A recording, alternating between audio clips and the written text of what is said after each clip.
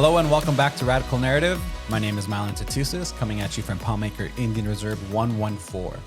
I want to give a big thank you to all our subscribers, loyal listeners, and patrons who have been patient with the life changes that have come up along the way.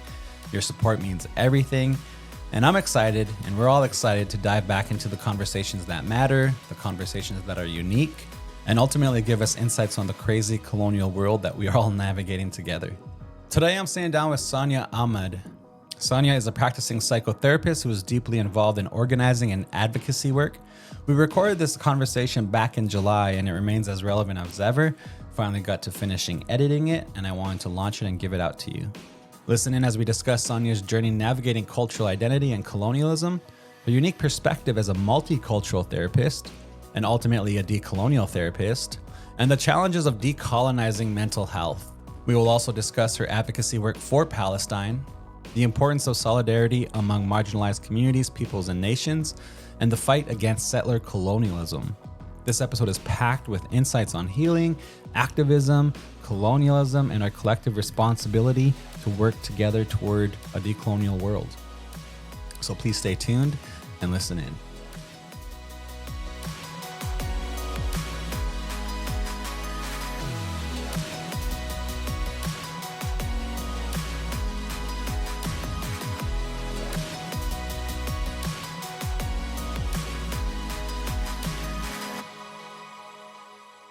Okay, awesome. Sonia Ahmad, thanks for sitting down with me. I'm super excited to sit with you. I've been following you on Instagram actively, I would say, for the past several months, obviously since October. You've been very active in terms of organizing in Saskatoon. But I want you to introduce yourself to our guests who may not know who you are. Hi, thank you. Thank you for having me, first of all, and thank you for creating such a beautiful space for us to do this. My name is Sonia. I originally was born and raised in the UK, and I immigrated to Canada in 2011. For the past few years, I've just kind of been on my professional journey, kind of developing my education, really just getting my feet into the psychotherapy world and really just exploring that and, the activism. That's how I met you. And yeah, it's been a great journey so far. Awesome. Awesome. And you're actively based out of Saskatoon now, right? And you have this amazing, I guess, history, personal history and lineage of obviously not being indigenous to North America, right? So this technically has a lot of indigenous listeners in terms of radical narrative. And we love to ask the question of who you are and where you come from in terms of like origin story, like your family, your heritage, your history. Yeah, totally. I guess I should have mentioned that in my initial introduction, but I've always had such a deep reverence and respect for the Indigenous community. And I honestly haven't been able to interact with you guys as much as I would like to, immigrating later in life, of course. So, with myself, originally come from Pakistan. My family is originally Pakistani. My dad's side of the family is pretty well established in the UK, but kind of come from war and things like that. And then my mom's side as well, lots of poverty, lots of immigration, refugee status. So lots of, like the mix of things is definitely there. For sure. And I guess from my perspective, that how you described it in terms of, refugee immigration coming to Canada is what we see, right? And sometimes that signifier comes across as the person's identity, but there's more to you because I was following you on Instagram and you took this amazing journey home and you went through this whole experience of experiencing your lands, your territories, and we're going to talk about it a bit later in the podcast also. But I want you to paint a picture about your lands, your territories, and your people that's coming from you, right? That's coming from you, and that will push back against this notion of what a lot of people in North America may think of Pakistan. Yeah, and this is super interesting because I think personally I come up from a very non-conventional Pakistani family. So where my mom's side of the family is quite traditional and very conservative, very religious, and my dad's side is as well. I guess the biggest difference between my own personal family unit and a typical Pakistani household is that my family is extremely multicultural. So we got everyone in the mix here. Lots of mixed cousins with different ethnicities all over the world. And so I think for me I was always kind of exposed to a level of multiculturalism that maybe a traditional South Asian even wouldn't be exposed to. Just like growing up around an African uncle and things like that. Like it never really was weird to me that I'm like this Muslim brown kid and my uncle is like this Ghanaian big African guy. Like it was just so normal that my whole family has been very mixed. So I think that it's definitely something coming to a different land and all the history that I see over here compared to kind of where I grew up, and me kind of having to work through a lot of my internalized racism and things like that from growing up in the UK and then kind of coming to Canada, which is like a sister country, and then seeing it in almost in a different lens. Hmm. Yeah. Yeah. So interesting experience, a unique experience, unique perspective, right? Which I do get from, having conversations with you and observing your Instagram is that there is a unique worldview that you have. Um, so you identified, obviously that you were in the UK, that you're technically your heritage is coming from Pakistan. But what's your personal relationship to colonialism historically or even currently?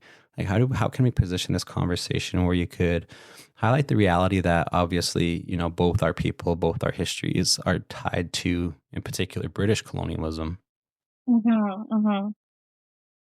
Yeah, I think right now I would have to say that I'm on like the tail end of the decolonization journey where if you asked me this question maybe even 3 or 4 years ago, I would have had a lot more internalized racism, a lot less connection to the culture, a lot less connection to the spirituality, a lot um just a lot more judgment towards my own people. And I think that that was one of the biggest things that had to shift in order for me to kind of be as open with my identity as I am now. There was definitely a time in the past where, even being open about being Pakistani was just not really a thing for me. I don't know how familiar you are with the UK and kind of the atmosphere out there, but being called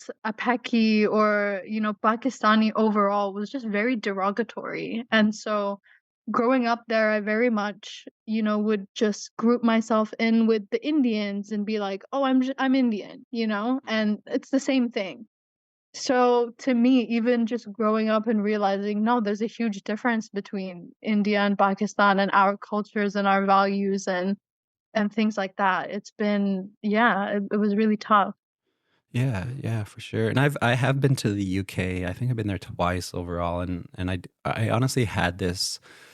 Uh, Obviously, being indigenous to North America, I mean, in terms of this territory, we do have a relationship with the British Crown, rooted in peace and diplomacy, right? So I respect my ancestors there, but the UK is a tough space, man. Like, there's a lot going on there. There's a lot of dynamics, and obviously, it is the origin place for a lot of problems historically, right? So coming at it from that critical lens, I definitely feel like, yeah, it sounded like it would be a pretty hectic experience to be visibly brown, coming from another part of the world and having to stay there.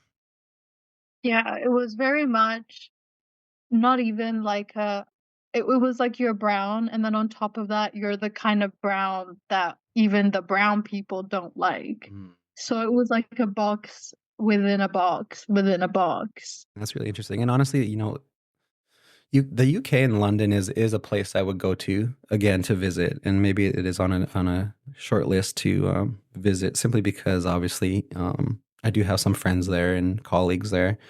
But I definitely want to go and approach from a critical perspective because yeah, it is an interesting space.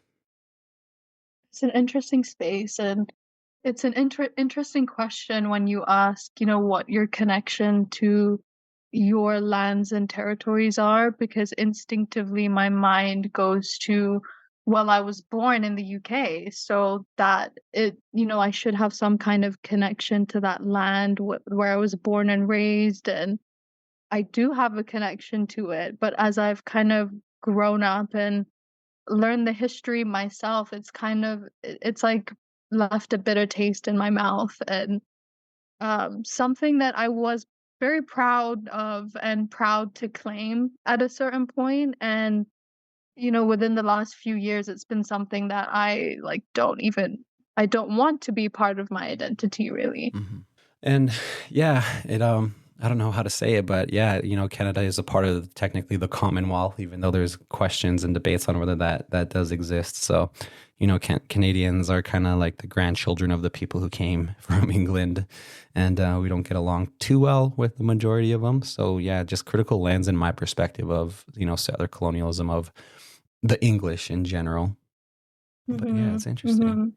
I want to ask you the question because obviously, you are now a therapist. You're working in terms of, being focused specifically as a multicultural therapist. That's what you identify as in terms of your bio and what you do.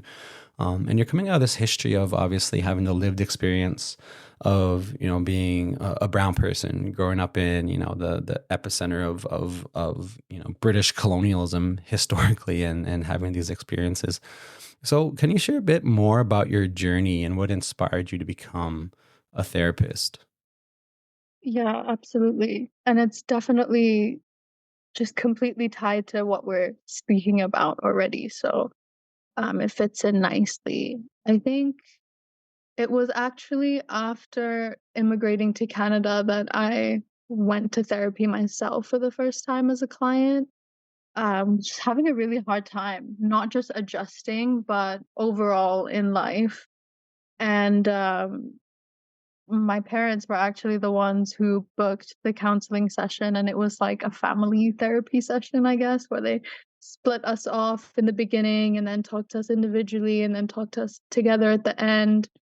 And I think I went into that, really hopeful. I was like, this is my olive branch, like if anything, like my brown immigrant parents, like they're taking me to like this is something.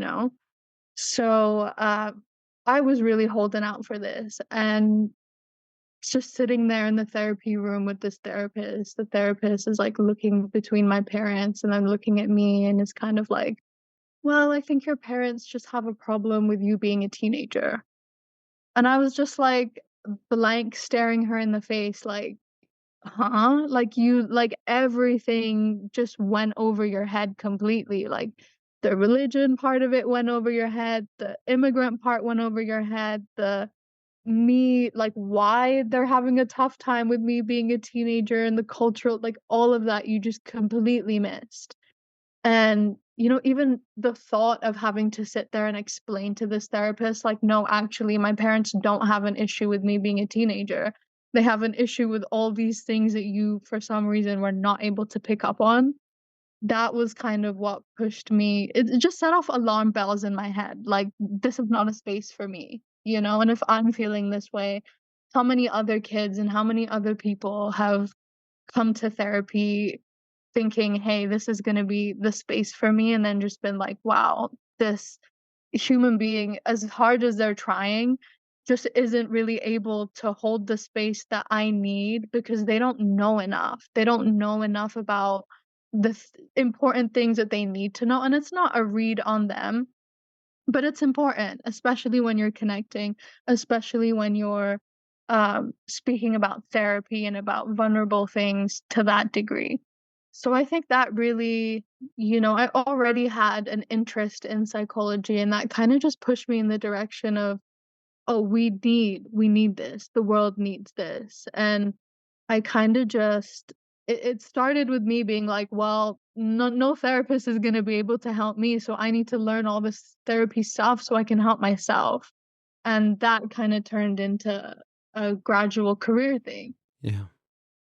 Yeah, that's really interesting. And it really does highlight like the importance that, there is a very real white Western approach to some, therapists in terms of their paradigms and how they operate. And I also noticed that, like, I also noticed it in terms of obviously being the son of two social workers and two mental health therapists, and picking up on these dynamics with friends when they're talking about their therapy sessions with, like, non-indigenous people, or white passing, or basically white people, and it coming across as very like, I would say, like, almost like white picket fence dynamic, where they're not really picking up on, like, the oppression, or the, even at, when I was in high school, the history of residential school wasn't as openly talked about as it is today. So, even that dynamic was flying over a lot of people's heads. And even in my relationship to having experienced therapists, some of them were white people. And it was a very weird dynamic, that, and their paradigm did and does show up.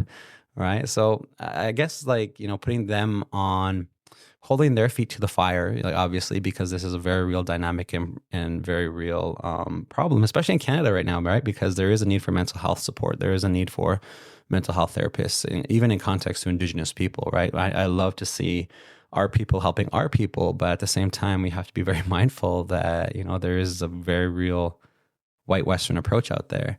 And let's hit that home, and let's highlight some of the problems you noticed, because you did touch on them and what you talked about.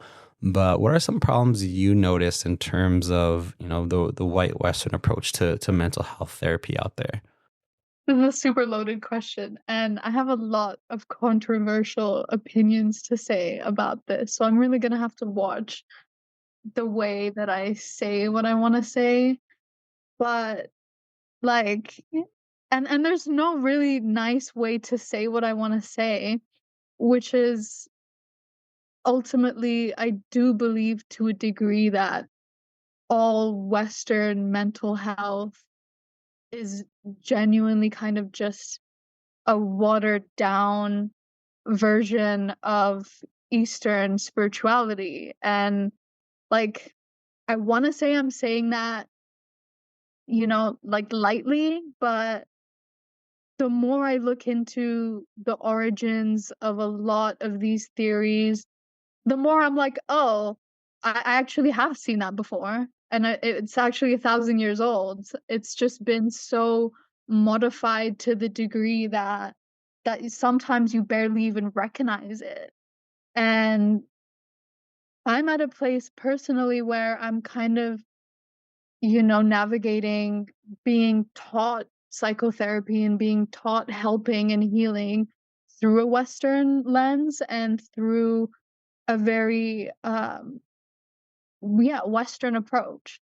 And where there's been Eastern spirituality and healing and wisdom kind of sprinkled into that, I've personally realized that I'm not comfortable with preaching that, and I'm not comfortable with um, giving people a watered down version of what I think they really need. That's really interesting you say that, like, that there is this, I guess, I don't know how to say it either. Now I'm in the hot seat, picking how I'm going to explain it. But almost there is this, like, nitpicking, this cherry picking of certain modalities and paradigms all throughout the world. And settler colonialism naturally does this, and it's the paradigm they operate from, is to take ideas, concepts, and ways of knowing and doing, and remodeling it to suit their profession, or remodeling it to suit their needs, or even, like, straight up just, like, claiming it, right? Like, that's how settler colonialism operates. So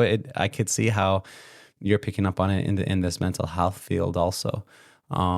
And then I guess also one of the big dynamics I noticed too, to echo what you're saying, is that there is often a rebranding of, like you're saying, Eastern spirituality, or even in context to certain aspects here, like even Indigenous perspectives and ways of knowing. Like, one of the big ones that bugs me is, like, parenting. Like, when you go to Instagram, and I have two daughters, right? So I'm on the parenting algorithm in Instagram, and you're seeing, like, these white parents who are very privileged start to position themselves as authorities on how to do gentle parenting, or how to do land-based parenting, and all this stuff. And I'm thinking, man, you're like the sons and daughters of settlers who actively maintained racism and oppression in North America, right? So, like, you're one generation removed from just, like, straight up bigotry, and if it doesn't still exist there. and now the audacity to position themselves as authorities or as the professionals, right? As the professionals that are capable and equipped to do like add these commentaries to parenting. So it's almost like there is this very real need to be hyper vigilant, right? To be vigilant and critical, right? And that's what I really admired about your posts and your commentary, is that you're not afraid to say things, and there's a very real critical lens in terms of how, you know, Western society is speaking and positioning themselves, and you embody that in what you say and do. Thank you. Thank you for saying that. I definitely just feel as, brown people in a white world, you do have to take up space and you do have to speak up. And I think sometimes we speak louder than maybe we should or maybe we need to, but it really just comes from that history of knowing that if I don't speak up and say the things I need to say, even with the aggression that I need to say it, it might not land with who needs to hear it, and it might just be dismissed. So it takes a lot to actually, be that person and be quite unapologetic with what you say and do. Has gotten me in quite a bit of trouble before, but Yeah. someone's got to do it. Yeah, someone's got to do it for sure. And yeah, it's like this is the part of the dynamic I wanted you to highlight was, you know, your background, your perspective, your profession, and you know, picking up on these very subtle, very real sort of settler colonial approaches that exist in mental health. And it's an important topic and conversation because I feel like Indigenous people here are in a space of healing, in a space of seeking help. I know that, you know, in terms of our non-insured health benefits, you know, we do get access Mhm. to, you know, mental health therapy that I utilize. Like I utilize that. But there's also a very real dynamic that there's a lot of white people, you know, capitalizing off this. And I feel like people who personalize this commentary and take it the wrong way, there's probably truth to, you know, what we're saying about them. But I also feel like there's very good hearted people out there who acknowledge this and would understand this conversation like straight up. 100%. And I think usually the ones who take offense, I think, are typically the ones who are not coming from that much of a compassionate or understanding perspective about these things. And I want to ask you this question then. I want to ask you, in terms of your experience, like in terms of your approach, even in terms of, you know, how you're now seeing clients and working, you know, working with people, in what ways do non-white, like cultural, religious, or even non-white family dynamics ultimately show up in the relationship that you have with your clients? Like how is the commentary, or you know, how is the approach different? Like how is it completely different than what we talked about? I think for me, just individually as a therapist, I take a little bit more of an open approach. Whereas some therapists, it really will feel like you're in a room with a professional. I kind of try and strip that away as much as I can. And I think that again ties a lot into my understanding of healing and what's necessary for healing versus the kind of limitations that are set out by the Western lens. For example, there's dual relationships. You can't befriend your clients. And this is something that I personally have struggled with because there's a level of friendship that kind of, without asking and without saying goes into that relationship.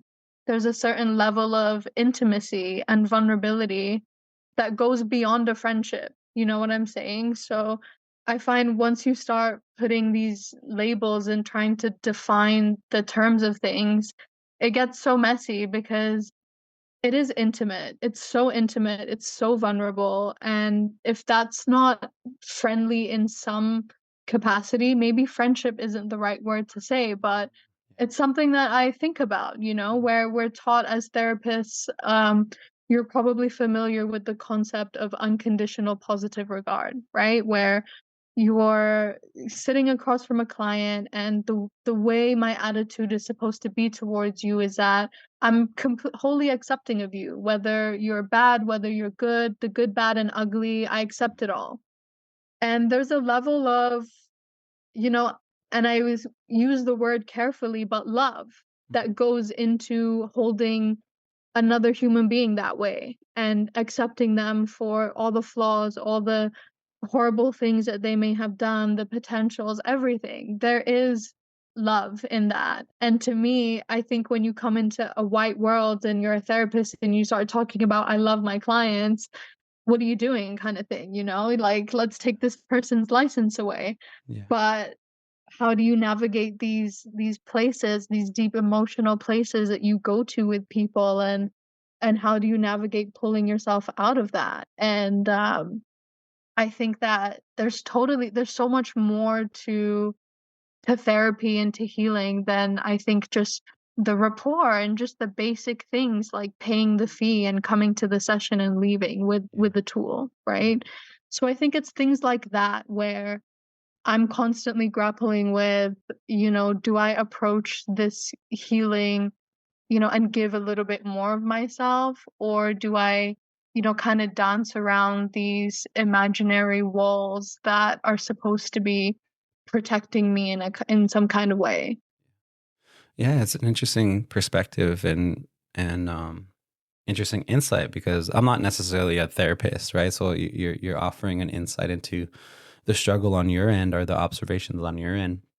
But hearing you speak, it is definitely like relatable in the sense that even in terms of my people, like my community and the area I live in, there is an inherent kinship between our people, Mhm. right? And that, a lot of the mental health therapists actively working in our community, or even me working on the mental health team as a life skills coach, I'm technically working with nephews and nieces, right? Or even children and grandchildren in context to our indigenous kinship system. So there is this like inherent need to operate from a place of compassion and love for our people, right? And it's interesting to hear you speak at it from, this professional lens on your end, that you're also mindful in navigating that. Because yeah, I did do some sessions with very like sterilized mental health therapists, right? And they have their notebook, they're sitting Mhm. cross-legged in the very sterile, white room that looks like a weird movie set. Mhm. And yeah, the vibes are, it is beneficial, but it's also like the vibes are a bit different, right? Yeah, I think it really depends what you want out of therapy, right? A lot of people, that sterile kind of environment is what they need to feel and this is super interesting because I think it ties into our perception of safety. And I think for some people that sterile kind of like formal doctory kind of environment, that kind of rings safety for them, Mhm. whereas for maybe someone like you and I, me sitting on the ground and maybe holding your hand is like, that's maybe gonna make me feel more safe and together, and maybe even not even in a room, maybe we're outside under the stars and having this therapy session there, and that really has an impact. So there's so many things That's true. that go into that and that go into what make therapy successful. Yeah. But I do really believe that ultimately connection is the main piece, and to connect it really takes so much more out of us than just our degrees and the courses that we've taken and things like that. Yeah, when I was explaining it to you and when you were explaining to me, your commentary on that, and I realized it's like I realized in one therapy session when I was trying out a therapist, it almost felt like I was in the principal's office. And so I was like Mm, naturally in this place of like over explaining myself, and I noticed it right away. interesting. Yeah, so it's coming out like from an oppressed space, right? That the time I encountered this dynamic of somebody sitting in a desk or across from me in a office space like this would have been reminiscent of, a principal's office, or almost like being interrogated, so to speak. Yeah. Yeah, yeah, and you know what's super interesting that I hear from clients quite a bit? And I'm super like, I feel like I'm doing things right. The fact that my clients can say this to me openly, no flags, but it makes me feel good when they can say that, "Oh, sometimes, I'm getting this like I have to please you because you're the therapist." And a lot of times that goes unchecked. A lot of times they're not even conscious enough to say that or notice that those dynamics are there, right? So the best thing you want is if these things are happening in the therapy room, that they're happening openly, everyone's aware about what's going on. You can call it out, you can talk about it. And I think that's the best case scenario because I really hate this whole like blank slate therapist thing. And that's another thing that used to be popular in Western psychology like a few decades ago, where maybe a few centuries ago, where it was like, as a therapist, you're not supposed to bring any part of yourself or show any part of yourself in the therapy room. And if you are, that's kind of compromising the session, and there's transference and all these other things happening. So I think that, kind of moving away from that, or just allowing it and acknowledging that, hey, we're both human beings, we're both fluid, like our dynamics are going to affect each other regardless of whether I'm a therapist and you're a counselor, or whether we're just two people talking. Yeah. It's inevitable.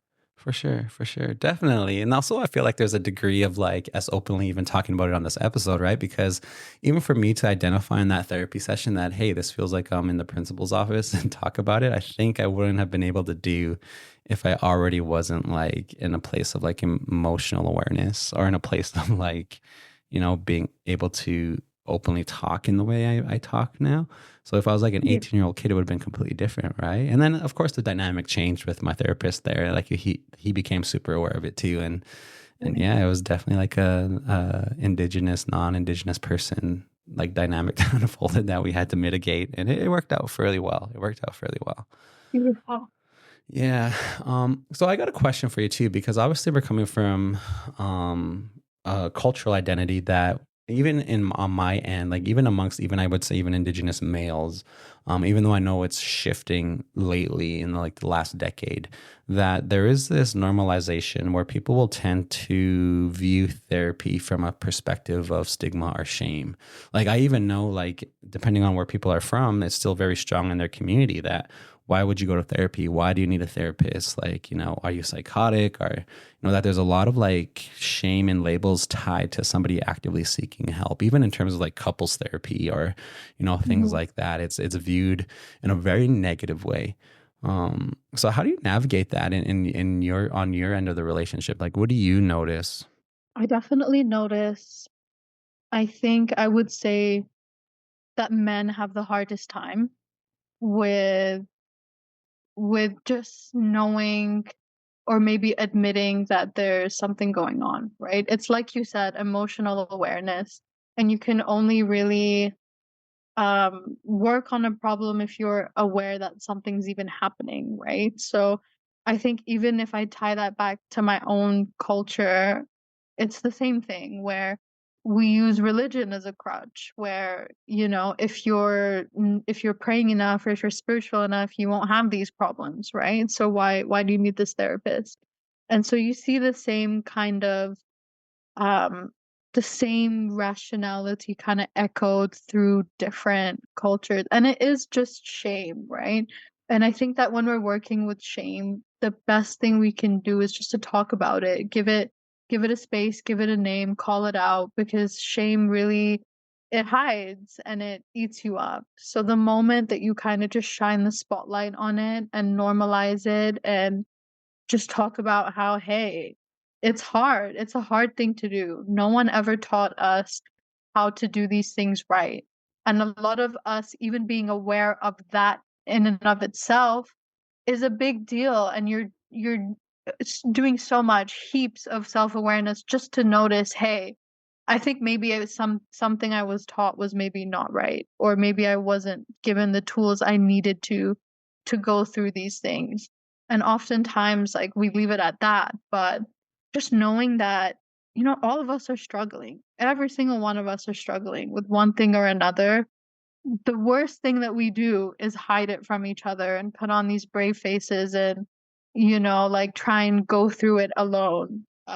There's nothing in this world we can do alone, really, for real. So I think that the moment that we just start being as open and as compassionate with each other, and it starts with ourselves. The moment you start giving yourself that compassion, you're going to start treating the rest of your world like that as well. So I think for anyone listening who might be, shaming themselves for needing a therapist, there's absolutely nothing wrong with just wanting a safe space to talk about things.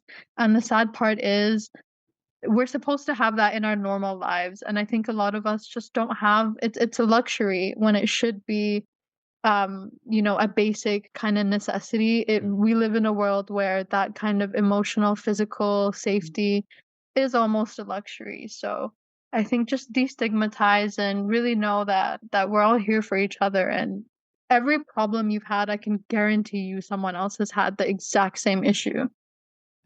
Yeah, I like it. I like it. I really like what you said there. So let's narrow that down then, because you really brought up, the need for people to actively seek help. So, what advice would you give to individuals struggling with their mental health, like especially those from like people coming from cultures that may stigmatize mental health or mental health issues? It's a tough question because it's when you're in a society or in a culture that isn't really setting the stage for these things, it's hard to be that person, right? So I think the first thing is just safety and knowing that go to places where you feel safe and know that there are places where you can feel safe. Whether that's counseling, whether it's psychotherapy, whether it's the church, the reserve, whether it's the mosque, just know that you will find peace in community. And a lot of our problems come from feeling isolated and being isolated. So I think I would say focus on that. Focus on how can I build some connection around me, and even if I just have one connection around me, how can I dive into this connection to help me get where I need to be? Yeah, makes me want to take a trip. Yeah, um, yeah. Let's go to the reserve. you could come to the reserve anytime. Like anytime, you could come visit us I'm here. ready. I've never been, so Really? I would love to. Yeah, come visit Palmaker anytime. There's a lot of history here in this community, and yeah, would love to show you it. Yeah, I really like it, and you really hit home this dynamic of isolation, that that we should have access and that we need to have access to community and to places that feel safe. But however, ultimately, we do live in a society that tends to isolate, right? That we live in a capitalist system in terms of even, the economic system or the education system tends to isolate individuals, right? Where we're forced to grind, we're forced to work. And I personally notice that as a Western imposition onto my people, right? The forced removal of children, the Indian Act, the reserve system, really disrupting our collective our sense of collectivism, our sense of, community and family systems, and us having to navigate that currently today to rebuild that. But how has living in Canada influenced your perspective on mental health and therapy? This is interesting in the context of the trip that I took back to Pakistan, where I was working there for around a month. And I think it really hit home for me that like the field of mental health and therapy has very much become like a money making scheme, right? And I think that's something that really bothered me and that still is kind of sticking with me. This whole notion and idea that, to be this kind of helper, of course it takes a lot out of you, but I've realized that in other parts of the world they kind of want less in return. It's kind of just the name of the game if that's what you choose to do, right? Whereas here I find it's very much like, okay, so pay me more. And I think that is where it gets uncomfortable for me because I'm kind of navigating this like, yes, I value myself as a therapist and as a worker, and I value the market that I'm working in, and I value that I deserve to be paid for my education and all these things. But when I'm sitting across from someone who is going through like the worst time in their lives and I'm asking them to pay $100 to talk to me for 50 minutes, it just really, I don't know, it feels very soul sucking and defeating. Especially because there's been plenty of times where myself as a therapist, I'm like, "Oh, I should go to therapy. Actually, I don't think I can afford that." So as a clinician, I've experienced that myself. And so to be in that and to be contributing to that feels very disgusting, feels very uncomfortable. And I like to combat that myself in my private practice by taking on pro bono clients, by doing free counseling for refugees, anyone who I can, I will give back in those ways. But it's hard, and being paid for this kind of work is hard. So I think that's something that, living in Canada and being a mental health therapist and clinician, that's something that I struggle with, where I find that, if we're preaching all these things about universal human rights and about how we all deserve um, the right to a good life, my belief is that basic mental health care should be included in that, and I don't think anyone's pocket should be hurting, whether it's anyone listening to this who is maybe not going to therapy because they can't afford it or something else. It's just a really unfortunate situation for all of us. Yeah, for sure. And I feel like it's by design, right? That there is this irony that I want to highlight in this episode where settler colonialism and colonization greatly impacted our people, right? It definitely it's measurable, right? It's coming up in the data all across the board. But then at the same time, it's almost like settler colonialism offers this helping hand to help our people, but it comes at a cost. You got to pay for it, right? And I feel like that's part of the reality with our people having access to NIHB in terms of mental health therapy. That there are, and it's labeled as like you get free counseling, right? You get free counseling. But in all reality, it's almost as if it's like, well, this counseling is owed to us. Like, status or treaty rights in particular, it's what's owed to us. Like we're owed these services because of what happened, because of what we agreed to in terms of treaty also. But there's this irony. There's definitely this irony that we do have to be mindful of, and you're voicing it, that there is this financial gain that some people may be playing, right? That they do want to make money off this, that it is a career move in all the wrong ways, right? And that's something we have to be super mindful of, because I pick up on it, and I notice it too, is that sometimes it's a money grab, right? Then some people are notably do recognize that Indigenous people are also an industry in Canada, that it's a major industry that a lot of people benefit from financially in terms of services and in terms of delivering services and programming. But we're turning the lights on to the conversation, and it's cool to hear you articulate that and actively navigate that, right, with the lights on. It's really cool and affirming to hear you put words to that. We are. And there's a story that I want to share on the topic of the Indigenous community being an industry basically to be exploited, even in mental health. So I'm not sure if I was following you around the time that this happened, but I was fired from a mental health organization here in Saskatoon for wearing a Palestine flag to work, and it was a big deal. And I can't name the organization because I've already given me lawyer letters telling me that they're gonna come after me if I say anything. So I'll tell the story of how they spoke about themselves as an organization in the orientation process of me getting hired. So this organization used to be called something else, and revamped their whole identity organization entirely to something different. And so while they're onboarding us new counselors, they basically told the story about how they went into an Indigenous reserve. I'm assuming in Saskatchewan because it's based in Saskatoon. And the Indigenous people told them to get the hell out.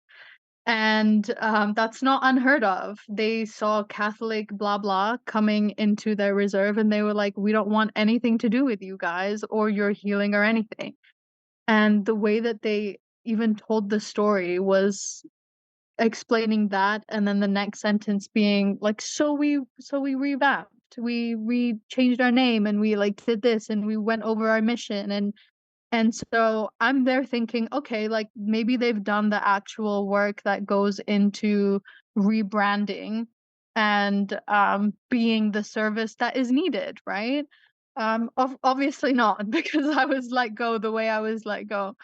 And even in terms of the program that I was working in was a free counseling program, targeted at people, of course, who cannot afford therapy.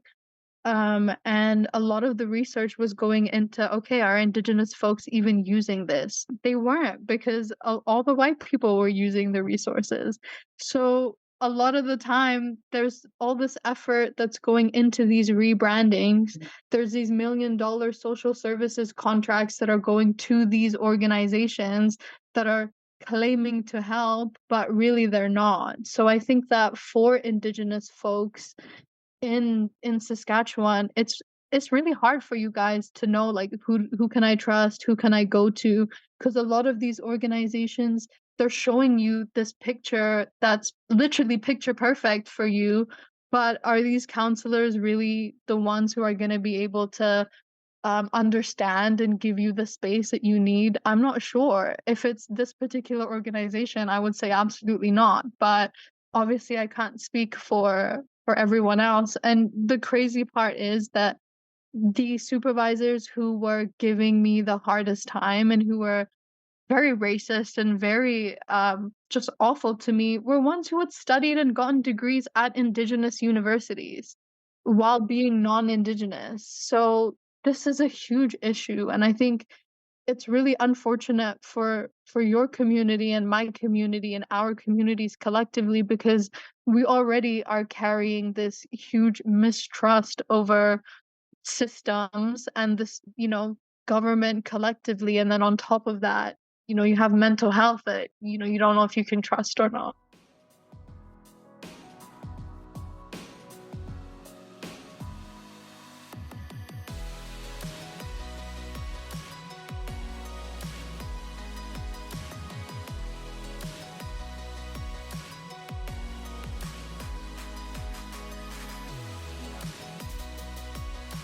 Yeah, thanks for bringing that up because that's really insightful.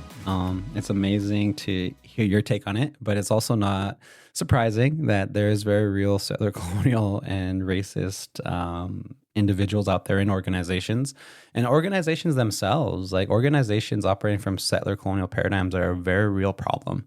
And we actively have this on our drawing board on how we're going to do a podcast episode to highlight the real dynamic that, obviously we're dealing with pretendians in Indian country right now where people are pretending to be Indians, but there's very real like organizations that are also race shifting in terms of acting as if they're actively made to help Indigenous people. But really it's a money grab.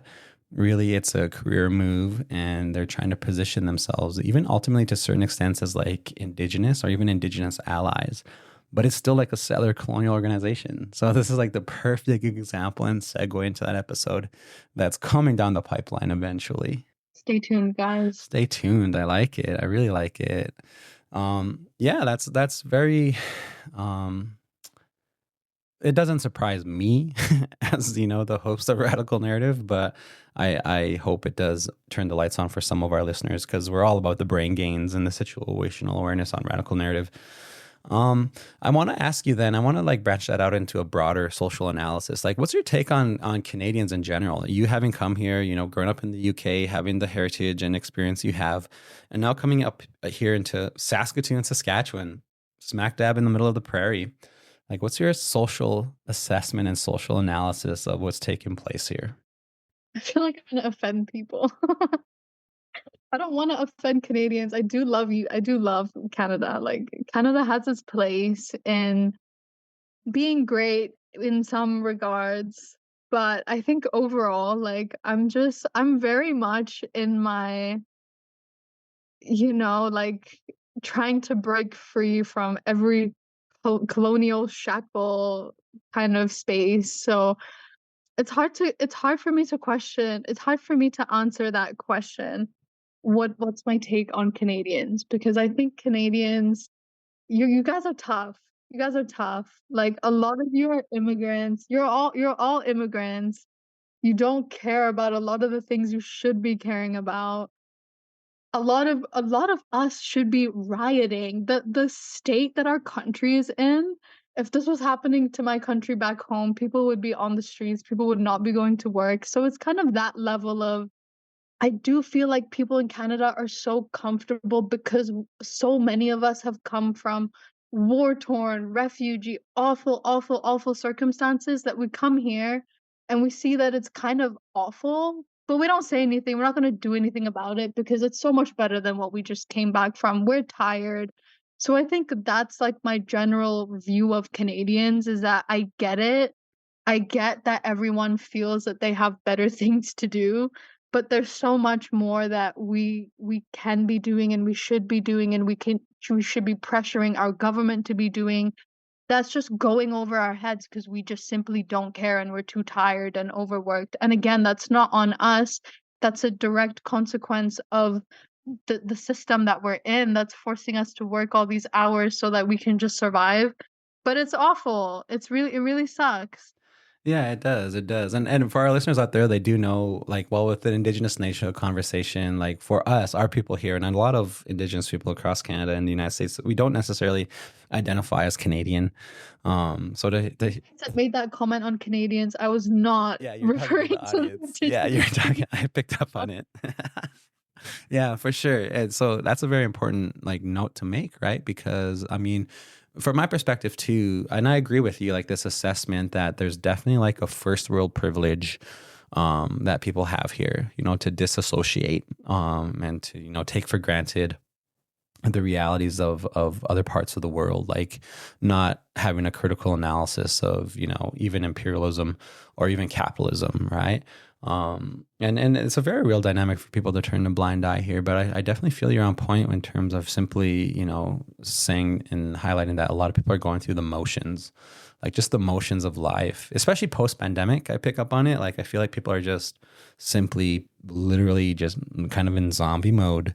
Nothing really as exciting for people to look forward to, I guess. But and then at the same time, it's like the world's being like ravaged, and we're literally in a heat wave, and you know America is going through what they're going through, and obviously we've been witnessing a genocide, and you know climate change is very real, and it's like how come people aren't necessarily you know connecting these dots and having critical conversations amongst their family and their people. And you know that even does apply to like my people, Indigenous people. You know a lot of people are in survival mode, rightfully so, but at the same time it doesn't exempt us from being able to think critically and even like practicing a very moral and principled approach in terms of what's taking place globally. Yeah, I just very much feel like if maybe I don't know if it's the same in other countries, but I have an inkling that if other places housing, inflate, blah blah blah was as bad as it is here, I think the public would generally be more collectively outraged. Hmm. And I think I don't see a lot of collective outrage really. Like I see people just too tired to Yeah. really care. Yeah, definitely. Definitely. The housing crisis is so real. Like it's getting so like measurably predictable that there's going to be more economic stressors.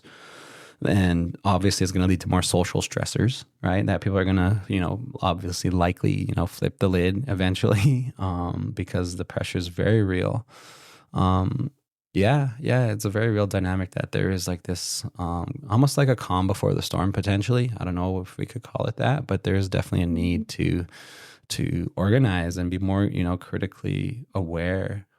And I say that openly, even to my community and to my listeners, that as Indigenous people, we also need to be organizing and more politically aware because people have become very docile. And I don't know if it's the Canadian dynamic of, you know, politeness, but yeah, it has very real ramifications. Yeah. It could be. It could be the politeness. I don't know. I'm not sure. Yeah. I find even our, like even our protests are very peaceful, which is, of course, that's the point. But I mean, compared to what I've seen in Pakistan and other places, like you feel the difference in the energy in in Canada versus other places. That's interesting. It is very strong.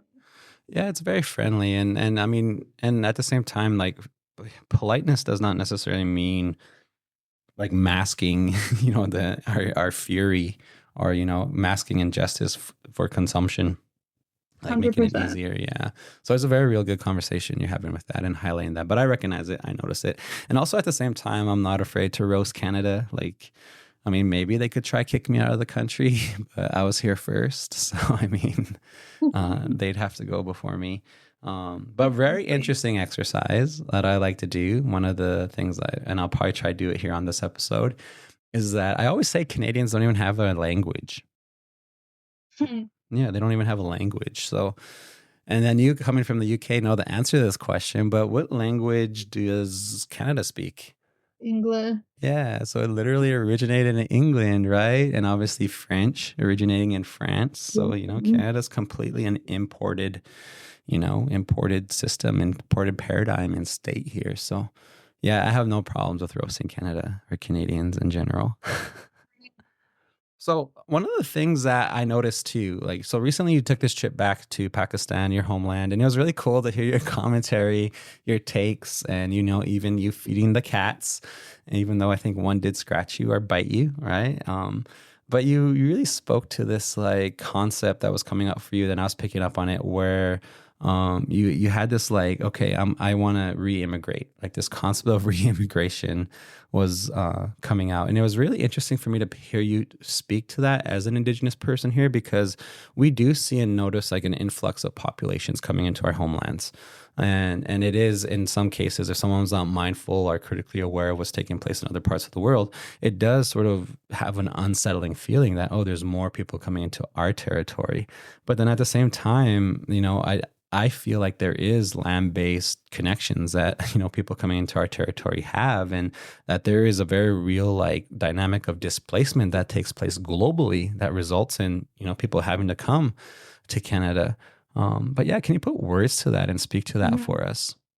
It was definitely alarming to go through. I don't think that I anticipated that I would even feel any of those things, or that yeah, I just really, really wasn't expecting it. So that was the first thing. It was a work trip. I was there for like 3 over 3 weeks. And it was my first time going back to Pakistan as an adult. I had only ever been as a child, very young. Like honestly don't even really have many memories of it. I was going alone, which is another kind of scary thing, especially going around in Muslim countries as a single unmarried woman. It's very, like unheard of. Girls typically don't do that. So it was a lot all at once, but I think for me it very much solidified that the land remembers, and that the land knows, and that the land reclaims what is hers. Because I think for a long time, since leaving the UK, I would always been struggling with this concept of home. And I think it goes deeper than that for me personally, being like the black sheep of my family and kind of being pushed to the outside a lot of the times, and even pushing myself to the outside because I didn't feel as if I belonged and as if I had a home. And so this is something that was very, very, deep in my soul, that this is something that was very unsettling for me. And so going to Pakistan and feeling the feelings that I felt, it's still really hard for me to even put it into words. Um, but it really just felt like this coming home, this reclaiming, this rebirthing of who I am and who I have always been, and my ancestry and all of these things. And it was almost like a full circle moment of me even piecing together little things about myself. For example, me always being drawn to mountains, whether it's in Banff or whether it's in Vancouver, and just being like, wow, like that's something that I really enjoy. But then going to my indigenous homelands and seeing the Himalayan mountains there and saying, oh, like that's why I have this like intrinsic, unheard of connection to this part of nature, because it's so paramount in my country. And I think those things, and coming together of like, me realizing that religion and spirituality is so important after experiencing it there and not feeling those feelings here, and the brotherhood and the camaraderie, just so many things that I could just go on and on about. But it really is this unreal experience of like, this is where I belong, this is where my people are. And like I would literally cry even talking about it now, because it's such an emotional Wow. experience.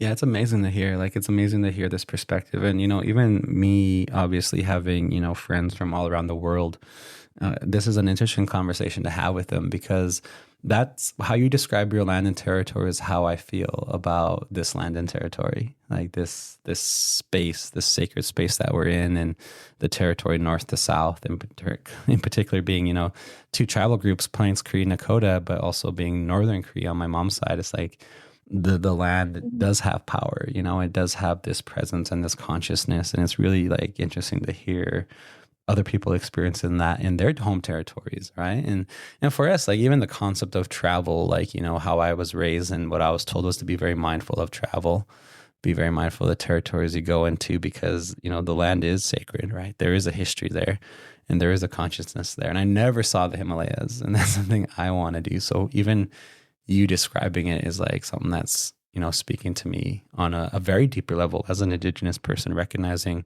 other land-based connections. Yeah. I really love that you said the consciousness, the land is conscious, because I think I've experienced that in some places, like in Vancouver and, places where the world and nature feels a little bit more alive. But I think like the depth of what you're saying in terms of the land is conscious, you really feel it when you're on the land that you're supposed to be on. And it's I think for me, I before this trip, I've of course understood land and connection to the land, but for me before this trip it was the UK. That was my home. Would I take a bullet for that land? Hell no. Like I never felt that connection. And I think that's something that I always actually really did struggle with when I see Palestinians, when I see indigenous folks, when I see people who are really connected to their land and who would rather literally take a bullet to the skull than to leave that land. I think for me, before this trip, I was like, like you just get up and you start somewhere else. Is it that deep to die over it for? I don't think so. I've never experienced that in my life. That where I am, like, I'm gonna die for this. No, like I value my life way too much for that. But as soon as I set foot on that ground, the feelings that I felt there, the way that I haven't been able to sleep a single night for 3 months being away from that land, crazy, crazy. Yeah. That's amazing. It's amazing for you to describe it like that because yeah, it's like yeah, that's definitely the vibe here on the prairie for me. Like I'm a prairie kid. I love the prairie. I mean, I love the weather. Like I'm just acclimated to be here, right? And like we always jokingly say that, if shit ever hit the fan, the native population would be a population to deal with here because we know the territory, we know the land, we love the summer and we love the winter also, right? And we view the weather as our ally in those senses. So even hearing you describe it in that sense that, your land speaks to you in that way also something that's very it's very emotional for me to hear too. Like it definitely is. And I admire that. And I admire people who have that connection because the reality is like, settler colonialism struggles with this, right? Because they disrupted it, right? Europeans disrupted a lot of, these land-based relationships to the point of where their children and grandchildren don't even understand what we're talking about in some cases. Right, and not only that, but it's like it's disrupted on the flip side too, right? Like, look at us. Like, we're the diaspora kids, or I guess you're still in your land, but people like me, we were displaced from our land because of colonization, because of all these things. And generations later, we don't know our native tongue. We don't know how to cook our food. We don't know how to speak our languages. We don't know any of that stuff. And we don't feel the connection when we do the rituals. And I think all of it is a direct effect of how us being removed from the land and people removing us from the land. So I think some part of me questions whether white people feel this way about their indigenous lands because I'm like, y'all going around the whole world doing all this. Do you feel that way about all of this? Or is it just like, I like it, I take it more, more, more? Like, what is it for you guys? Yeah, the weird earthing dynamic a lot of hippies have is kind of like it doesn't apply. So Yeah, this whole earth is yours, I guess, right? It's Right. true though. It's really true. But I do know like some settlers went back to England or went back to Scotland and Ireland and had similar relationships with their families, or people who stayed behind, the cool ones who stayed home. But Yeah. yeah, that's a very real question to have, because you even said it yourself when you were talking, was that there was this concept that you were sort of acculturated into, where it's like I could just up and leave, right? And I pick up that like a lot of settler population is in that paradigm. Like they could just up and leave wherever they want to go. But for me, like, no, this is my homeland. Like this is where my feet first touched the ground. My ancestors are buried here. It's like I don't, there's really no desire. There's a desire to travel. Like I'll jump on the plane and go to Turkey with you if you want.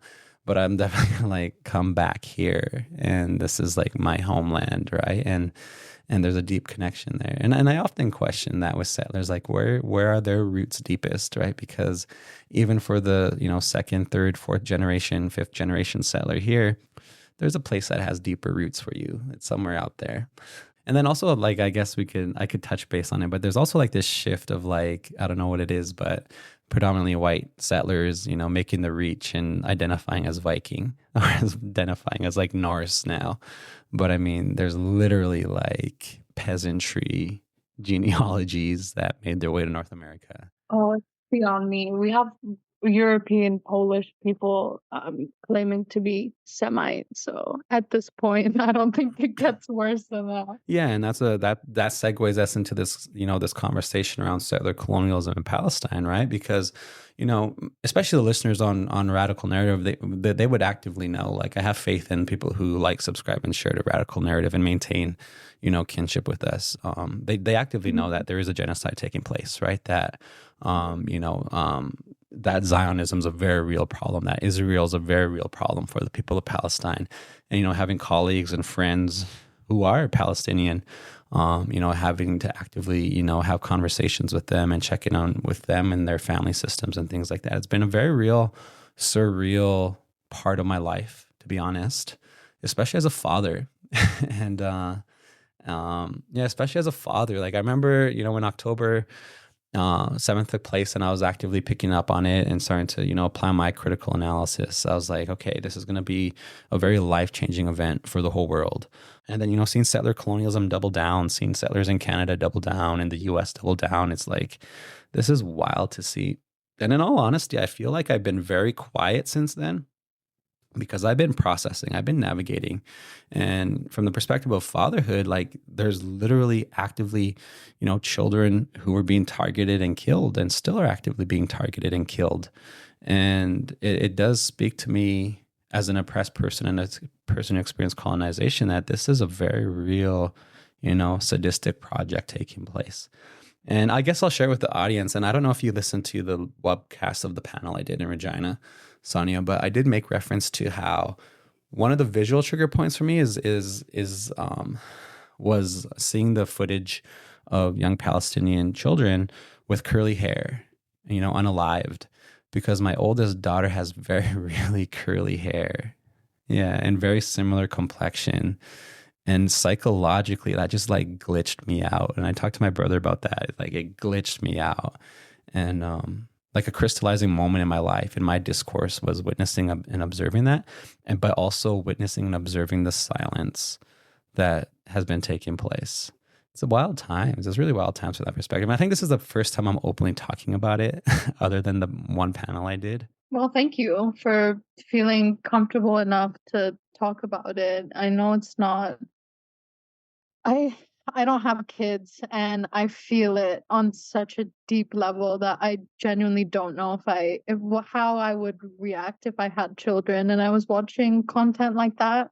So, of course, my heart goes out, to you and everyone else who may have been emotionally impacted watching content like that, and more importantly, to those families who are living through literal hell, Yeah. hell on earth.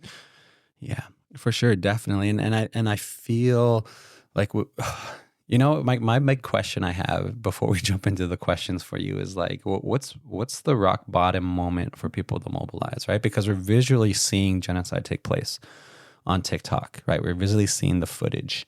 where it's like undeniably a settler colonial Zionist project taking place. But there's, like you said, like, Canadians are silent. People are turning a blind eye. It's just wild. Like, and I like, I don't expect an answer or anything, but that's just the question I want to pose. It's like, wow, what's the real shift that's going to have to happen for people to begin to, mobilize and organize and be more vocal. But at the same time, I know you've been vocal, right? You have been very vocal. You've been out there. You've been on the streets, protesting and even internationally protesting, right? You've been out there. And I guess we could hit this with a question and ask you a question of what really inspired you to become a vocal advocate and a public advocate for Palestine. Like, you even literally saying, you were ultimately like fired from a position with an organization, right? But how, even to the extent of how this advocacy has shaped your personal and professional life. My life completely changed after October 7th. I can say with full confidence that, like, the woman I am now is not the same woman that I was on October 6th. And that isn't to say that I didn't care about these things before that. But I think, like you mentioned, there's never been a time before where violence en masse to that degree has been broadcasted live right in front of our faces. And I think just that was life-changing for me as someone who is a mental health professional, as someone who claims to care about humanity, who's doing, social services work and mental health work and healing work and empathic work. There's, to me, no way you can be the same after watching one of those videos. And we've watched 9, 10 months counting of that kind of content, right? So I don't know. I think it was really just the the shock of all of it that really pushed me to who I am. And I think the foundations of that is just simply the way I was raised. Like, my parents, 100%, alhamdulillah, I have to give it to them. I wouldn't be the woman I am if they didn't instill these values in me, that you do what's right and you speak up when something is wrong. Because when you do that, there's nothing, no matter what happens to you, the creator, God, will take care of you if you are doing the right thing. And I think fundamentally, that was literally it. It was just that. It was just me seeing something so, so wrong happening and knowing that if it was me, if it was my kid, if it was my family, my cousin, my best friend, this is just basic humanity, right? And this is why I feel it's so tough at this point to say, what can we do? What level? I don't think there's anything that can happen at this point for a reaction to come that hasn't come already. Like, if at this point you haven't been moved to the point of like not being the same, I'd either want to believe that, one, you haven't been exposed to what we're being exposed to, or there's just something fundamentally wrong. And I don't really know how to work through that. Even psychologically, I really don't know how to give advice or how to suggest working through, like, not having a visceral, like, reaction to watching children, adults, mothers, elderly, like, just civilians, innocent people being killed. And there's been people in my own personal life that have, in the beginning of these things around October, November, who were just like, oh, well, they have the right, blah, blah, blah. And I was just like, man, I've cut off so many relationships with so many friends and loved ones who really have been so dear to me and have done so much for me. But it's like, on a basic fundamental level, if even after seeing the things that I'm posting, if you can't repost or speak up, even just like anything, I literally cannot. I can't bring myself to be in a communion or in any sort of relationship. So I think that's why answering questions like, what do I think about Canadians is so hard for me, because the Canadians that have like come out, spoken up, oh, love you guys so much, like would take a bullet for you and your people. But the ones who have been watching for the 10 months of like people I know who follow me on socials who haven't said anything, who are still like buying McDonald's, all these things, it's so hard for me to see that. So, yeah, and then yeah, you technically touched on it, right? Because it's very challenging, right? And I am working on a podcast with a Palestinian friend of mine, who's on his way to become a physician, a doctor, and yeah, we've been asking this question of like mental health implications, right? That people are seeing the very real, measurable physical implications of this this onslaught on the Palestinian people, but then even in terms of long-term thinking and foresight is that we're dealing with the mental health fallout of this for likely generations to come, right? And I'm speaking to that from the experience of colonization here, is that there is intergenerational trauma, and yeah, it's like an active ongoing thing, like we're observing it and witnessing it, and it's wild, like it's wild to wrap your head around from that perspective also. It's insane. I'll share some research. I don't have the references on me off the top of my head, but I can totally give them to you later on. There was some research done on the grandchildren of Holocaust survivors, and they found that these kids had the markers of complex PTSD. So, that speaks for itself. And these were grandchildren who were raised in America, I believe it was in the West. So these were completely removed from Europe, from the physical environment of that trauma. So if being physically removed 2 generations down the line, you can still have the markers for PTSD and you can still show the symptoms or whatever, it's insane. Like in context of the work I was doing in Pakistan, we were uh as a nation, Pakistan, India collectively, we were colonized in the 1800s, I believe.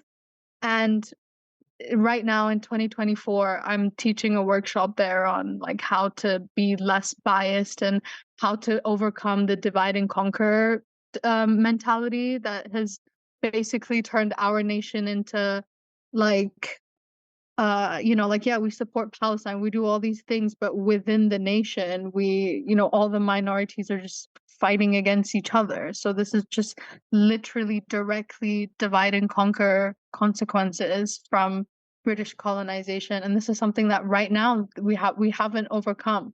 And that's how many years later? So it's just like it's so hard for me, even as a mental health clinician, being like, okay, let me give counseling to these folks who are coming into Canada from Palestine. There's no breathing technique that I can give you that's gonna fix what you saw, that's gonna make that okay. There's nothing. There's nothing I can say. I can put a little band-aid on it. I can give you like, I can send you to a psychiatrist who's gonna give you some medications who are maybe gonna stop you from having these nightmares and these insane, like the level of destruction. This is why it angers me so much that everyone is so, not everyone, but collectively the people who are still supporting, because it's like, regardless of that, even if you hate Hamas with all your guts, what Israel is doing is going to create a million more of that. So like from a mental health perspective, even just hating someone who's resisting, it makes no sense, because the minute you empathically put yourself in the shoes of someone who has watched their parents die, their friend, whatever, even experience anything that any even 1 second of that reality, you would understand. You would completely understand. So it's so hard to navigate that from a mental health perspective, because what's the future for them? And it's beautiful to see. I have to give it to the Palestinians that my faith is stronger religiously, spiritually, because of them and because of how strong their faith is and how unwavering they are in like the videos you've seen as well of like these men who are holding the bodies of their dead children, and they're just saying like, thank God everything's okay. Whatever God wanted, that's what happened. I have no questions against it. This is my faith. That level of faith, it's different, right? So it's hard to compare mental health and like breathing techniques and like meditation to that level of spirituality and faith. It's a different playing field. We're talking about two completely different things here. Yeah. Yeah, for sure. And the will of the Palestinian people is really, it's really powerful to see, right? And then even from my perspective, my community, my history, even the footage of, people, Palestinian men, literally physically, Oh, putting their life I on the line in can't. terms of touching a tank, right? Being that close. We have cosmology and we have history of our people literally put in those positions also, where we counted coup, right? Where we counted coup on soldiers, on the cavalry, on cannons. And, not too many people are made a correlation there, but, I know some people who observed it, and, those deeds and tasks, they're memorialized in songs and in oral histories for our people, right? To touch the barrel of a soldier, an opposing soldier, or, their artillery was a very like visible feat of heroism, right? And then so literally seeing even the footage of that is like, dang, man. Yeah, like it's a lot. It's definitely a lot, but there's a depth to it, and there is a um, just simply witnessing that unwavering, need for Palestine to be free, and them fight for it, and maintain the disposition they have is super um, admirable. Yeah, it's admirable. And I want to ask you the question from your perspective too, is why is a free Palestine important? Surface level question for our listeners. I think it's because we are all Palestine. We're all Palestinian. That's why. It's because we are all Palestinian. It doesn't matter about the color of their skin when it's settler versus indigenous person. It's all of us versus the colonizer. And I think that's what people are realizing, like all of this not being taken seriously, and people thinking, okay, I think it's crazy. We're in Canada where we were on the side that was supporting Israel, but anyone who was outside of these countries who was still supporting Zionism, it's like these people are coming, they're going to come for you too. They're literally going to come for you too. To them, it's no different. And I think that's what bothers me when I don't see collective outrage from everyone united, because it's like the people who are supporting the Zionists or people who are becoming Zionists, these Zionists are going to turn against you too. The colonizers will inevitably turn against you too.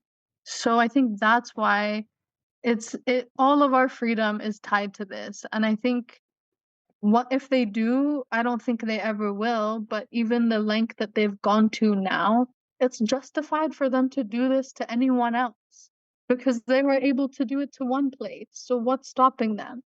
Literally, what's stopping them? Absolutely nothing. So I think the fact that it even got this far is awful. Very bad news for everyone, but we could still stop it now. Yeah. Yeah, definitely. And you really hit it home when you said that, Canada actively supports Israel, that United States actively support Israel. And for indigenous people here, these are the people in our backyard. Like these are the people in our territory, right? That our homelands are literally the spaces and places that these people are occupying also. So I always feel, and I do feel and felt that there should be more of a international diplomatic stance from our native organizations and leaders. But, for some of them, and our listeners know this, is that, the political commentary in general could be over their head, right? And so it's super like you're saying, it's like it's really challenging time to live in, and I wish there was more like we could do, and there is, obviously, right? And I guess I'll ask you that question too: is what can people do to help? Like, where are you at in terms of your organizing? Where are you at in terms of your observations of what do we need to keep doing?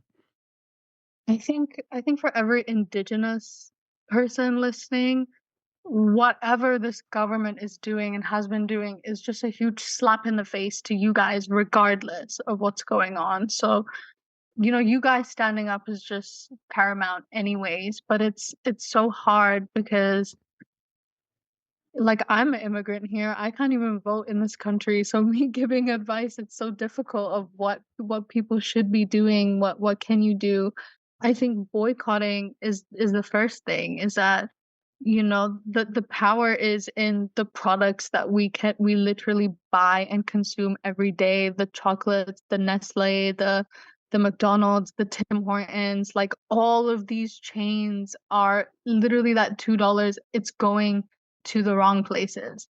So I think the best thing to do is just be really, really strict on those boycotts. And I think that genuinely is the hardest thing to do.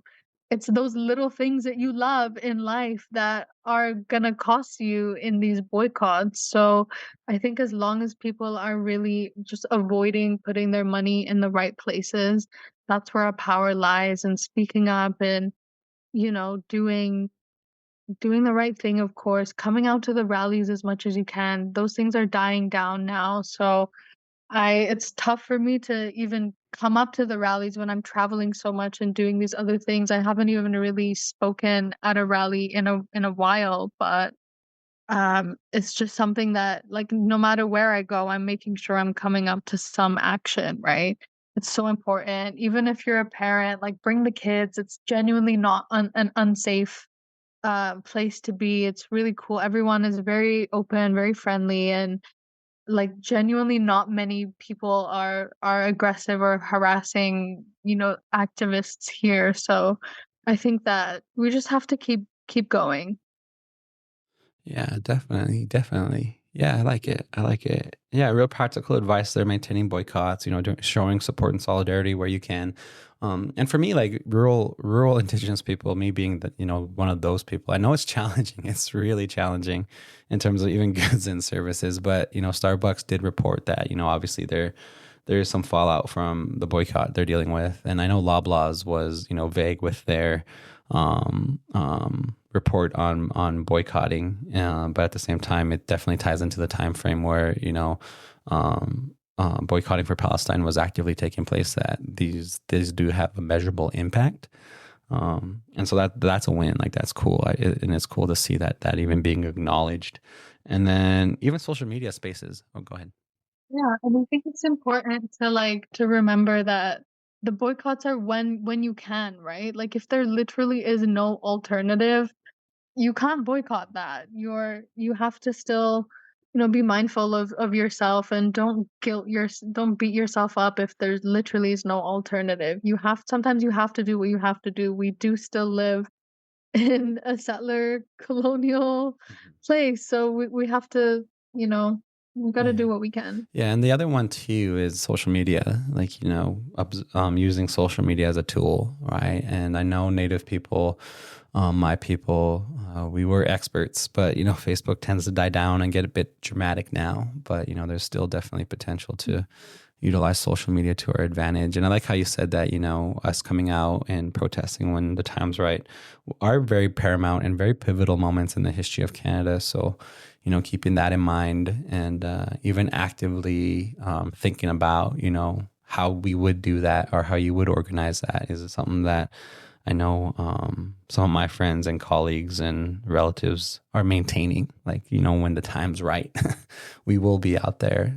But that's the big question I have, is that we need to narrow down, the specifics of how we're going to and when we're going to. Oh, and I think prayer as well. Like for anyone who is spiritual, I know lots of indigenous folks are super spiritual. So for anyone who is, like, prayer is super important. Just having the right vibrations and frequencies and energies, and you know those things do make a difference. So if you have nothing to offer, you do have something to offer. You have your thoughts and prayers, and they really, really do make a difference. So the more we keep our, minds aligned with the collective and what's good for the collective, that's how we thrive. I think we're taught, or we're raised, at least in the West, that, it's just you, your needs, your wants, your desires, that's all that matters. But I think for those of us who are raised in in an understanding of, you know, being one with not only everyone else, but with the universe. It's our duty to be in tune with everything else. And I think one of the things that I bring in from my own faith is just that a saying that the Muslim body, it operates as one body.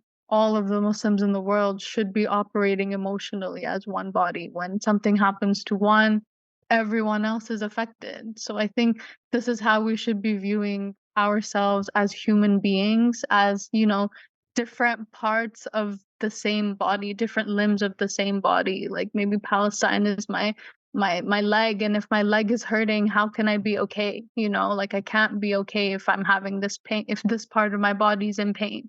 I need the whole body to be working in unison together harmoniously. So I think just being in tune with the collective and community, it's really, it's going to be beneficial all around. I want to end off on a positive question, or like a positive note, right? Something a bit more uplifting. I want to ask the question, um, a personal question of having you reflect on your hopes and dreams for the future. Like, any advice you'd like to pass on to future generations from this point onward? That's tough. I would say that's so hard. That's a really tough question. I don't think about my future generations often. I think I would say honestly, just align yourself with what's right, and I think follow your heart, open your heart. Your heart space will never lead you wrong, and it'll always give you some very, very important information about what needs to be done, what direction you need to go in. So I think that's my lesson, especially in life lately, is that, you know, sometimes it's okay to step out of your mind and into your heart and explore that a little bit more. Awesome. I really like it. I really appreciate you making time for me, making time for this episode. It's been a while since we got an episode out there, and I'm really glad you're the episode that's breaking the wall for us to get back out there and have an episode for our audience. So thank you, Sonia Ahmad, for sitting with me. If there's any shout outs you want to give, anything you want to make note of, let us know right now. You could give those shout outs. Shout out to you. Shout out to you for creating this space once again. Thank you so much. Super appreciate that, especially with the dad life. Yeah, it's a full-time dad life now. Yeah, well, close to full-time dad life. We love that. Thank you so much. Have a good night, everyone.